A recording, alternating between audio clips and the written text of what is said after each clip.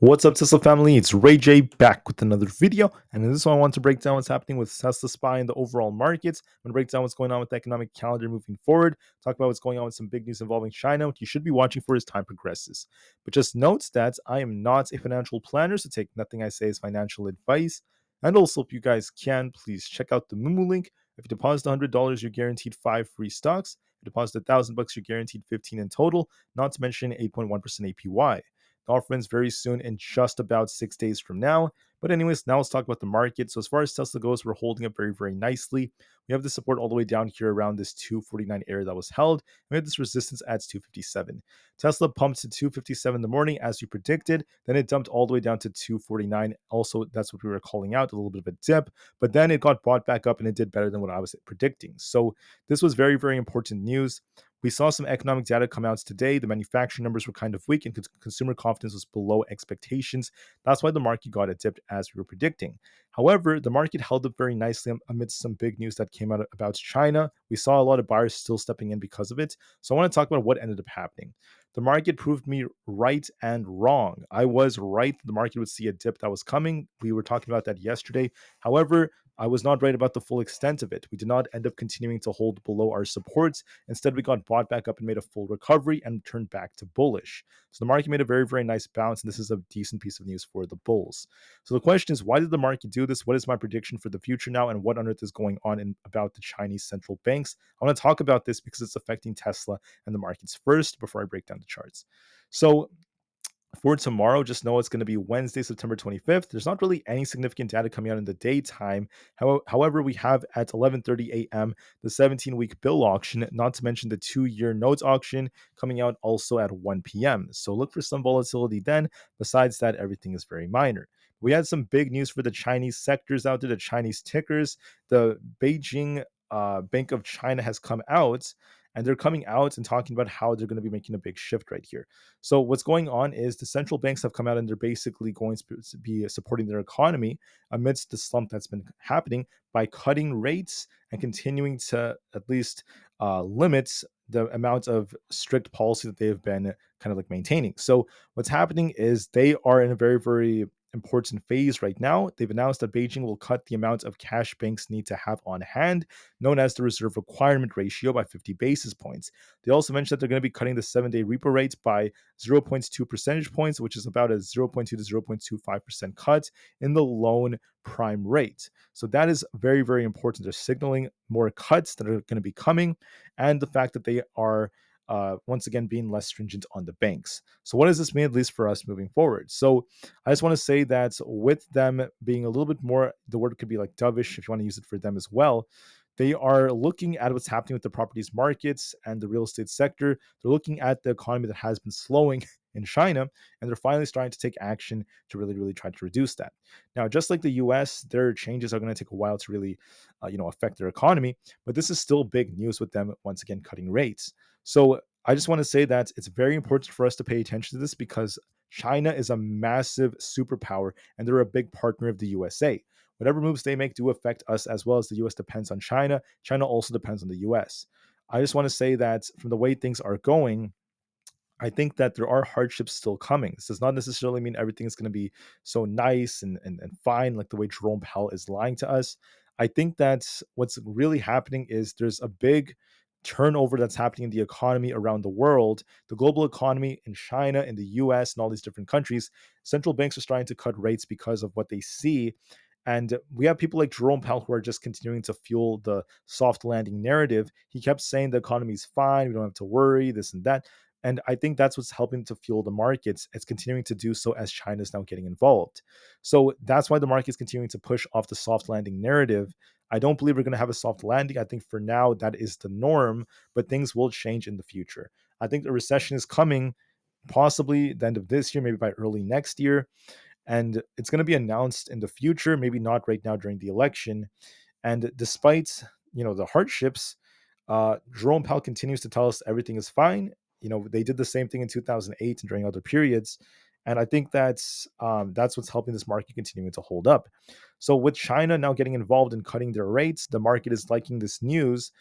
This is going to have an effect because when China reduces its policy, it's going to have a more positive impact for like the more long term. and that will eventually lead to not only with the recession that could be coming, but a nice recovery, and eventually there will be a lot more buyers stepping in amidst lower rates. This could be very positive for loans, the loan business. It's going to be important for treasuries. It's going to be very important for sales in total in China, which is going to, in turn, affect the USA. So if you have companies like Tesla that depend on Chinese sales, this is a massive piece of news for them. This is part of why Tesla held up as well. So my main point in saying this is that the market like this, the market's going to likely hold up amidst this news coming out. And that's part of why the market is fueling to the upwards direction. This big shift in policy by China, very similar to what the US has been doing. Now, on top of this, I want to say that there was big news, at least across tech. Nvidia stock has jumped on a report that Jensen Huang may be done selling his shares after a $713 million with windfall. Besides that, when it comes to other headlines, I just want to call out that the fear and greed index is currently at greed. That is making up the majority of sentiment right now. We're seeing greed being very, very imminent, and we're continuing to see that. Momentum is also at extreme greed. We're going a little bit higher, and with the Chinese central banks reducing policy, this could be more positive as well and help the market a little bit more. On top of this, we have the put to call option ratio dipping back to greed because we're seeing puts being closed and more calls being bought, and the VIX is continuing to fall to fill its gap, which gives me more confidence the market may try to go a little higher. For earnings, we don't really have much except for Costco on Thursday. And then as far as Tesla goes, I want to clarify a point I made. So their sales did kind of drop for the third week of September, but don't forget there were, it was a holiday period. There were festivals in China, so that's obviously not a surprise. I'm just hoping that we get a very, very strong report for the last week of September for their deliveries. Despite that, right now the expectations are very strong that Tesla will be breaking expectations, be up by 6% compared to the previous year for the Q3 report coming out by next week. And then we also have their deliveries coming out. We're expecting 461,000, and there's going to be a lot of insights about what Tesla's looking like. Barclays is also expecting 470,000 deliveries above the consensus estimates. Excuse me. So we'll see how Tesla does. For the news out there, the FSD version 12.5 has the first impression of being natural, but other people still think it's kind of dangerous. Right? That's different people's views. I do agree that FSD is not perfect yet, but it's making a lot of improvements. And Musk has been talking about how the next development may be a little bit naive, not naive. It's going to be a little bit of a lag that could be coming. So some people may think that it's kind of crazy, but I just want to say that if anything, the improvements are still being made, and despite this, Tesla's going to be completely fine. They're continuing to improve FSD internationally, and there should be new improvements that continue to grow. So with the delays that came to the new hardware, Tesla's completely fine. We don't have to worry as much, and we'll see what the latest update gives us during the Robotaxi event. Right now, we have about 90 million in volume, which is not bad whatsoever for Tesla. Short volume is still going up a little bit as we're seeing some shorts piling in. Cantor Fitzgerald is neutral on Tesla, and we also have the price price ratio going up as Tesla's building strength. Tesla is known for being green about 48% of the time on Wednesdays, and we tend to see more volatility, at least for the hour of 9 a.m. and also during 1 p.m. So we'll see how things end up going. But anyways, that's what I'm seeing at least for us moving forward. So what do I see for Tesla? So Tesla has this resistance to watch for at this 257 area. If we break 257, we're looking for 260. If we end up losing 250 and we have 249 as our first support, followed by the mid 240 area. Overall, Tesla is holding up very well, and with the market potentially pushing higher, I think Tesla could try to go higher. We might start off with a little bit of a push, then a dip back down to 252, and a lot of consolidation between 250 and 257. I think Tesla will trade sideways for some time. But ultimately, there could be a little bit more upside potential now that the market's not ready to pull back yet, and that could drag Tesla a little bit higher. We remain more bullish on this trend as we're holding above our key EMAs, and we could be trying to approach this 257 area again as this resistance, followed by that 260 range. Tomorrow we should be pushing for 257 in the morning, then we could dip as the day goes on back down to 252, only to bounce back up and continue to consolidate in this range. But at the end of the day, we might see an attempt to get back up to 260. Tesla remains bullish, and so far the share price is holding up nicely. For SPY, we dumped all the way down towards our support only to bounce back up. So because buyers are defending SPY so nicely, there's a good chance they may attempt to go higher. I understand this is a shift in my analysis from yesterday, but just know the market is crazy. It could be very tricky, and the market could be shifting all the time because of new news and new catalysts. So this is completely normal for the market to be behaving like this. I wouldn't be too scared or surprised. but I just want to say that there's a good chance this continues to go higher. So if SPY were to lose 568, our 20 EMA, this green line right over here, if 568 fails us, we turn bearish. If we close below that, today's SPY did go below that only to get bought back up. So overall, it held support. So if we're bullish, you want to try to break past 572. If that breaks, we're looking for basically the all-time high at 572.8, then 574 above that. In my opinion, tomorrow we might see SPY dip a bit and start pushing up higher for the all-time high. I think we're going to be going up to the all-time high now that we held support so nicely. The buyers are defending SPY, so it's looking pretty good. ES is also doing a good job at holding up. We're looking for basically 5750 is our main support. We have resistance at 5800 above that. If we lose 5768, we're going to be dipping back down towards 5740. We have resistance at 5800. If that breaks, we're going to be looking for a big push for 5825. I think the 4 hour on ES looks more bullish, and there's a good chance we continue. I think we're going to be looking for 5800, if not 5825 as our targets, and ES remains more bullish. For Nvidia is basically looking more bullish. We have a nice inverse head and shoulders. This looks pretty nice so far. If we continue to break out from right over here above this 122.5 area, we're looking for basically 124. The 124 is basically just, which is where we have this previous support becoming resistance, and then 125 above that. So 124 to 125 is our target if we remain bullish. If we lose 120, we're looking for 118 all over again. Nvidia got a very bullish catalyst with the news about Jensen Huang being done with his selling, not to mention the fact that the Chinese central banks have cut rates. With China reducing on policy, this is very huge for Taiwan. It's very huge for Nvidia. It's very huge for all these people out there in these companies that are involved in these sectors. So I think there's a good chance that this will attempt to go higher for that 125 target now that we ended up breaking past resistance, and the chart remains more bullish. For Bitcoin, we look more bullish. We're breaking out right now.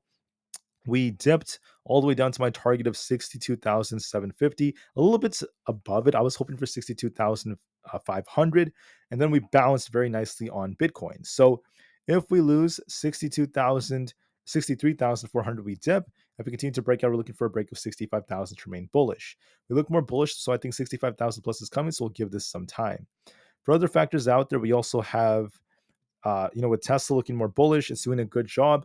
I think Tesla's going to be seeing a lot of sideways price action between 250 and 257 for some time, but then it could try to break out towards 260 later on. There's a good chance it could try to go higher.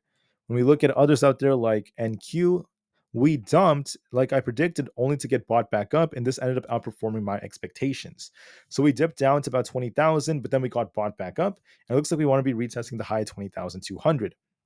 If we lose 20,000, we turn bearish for 19,800. As long as we're above 20,000, we favor the upwards direction, and we could be looking for this imbalance to fill, taking us up to about 20,400 or a little bit below that. So I think there could be more upside coming for that target. For others out there, we have the QQQ looking more bullish. We made a full recovery. If we lose 481, we're looking for a dip down to 478, followed by the gap fill to 475. Instead of coming down and continuing to lose 480, we held support and it got bought back up very nicely. We're also trying to break past 485, so it looks more bullish. I want to call out the daily on the QQQ. The daily looks more bullish because we have broken this resistance. So we're looking at this test right here at this imbalance towards 488.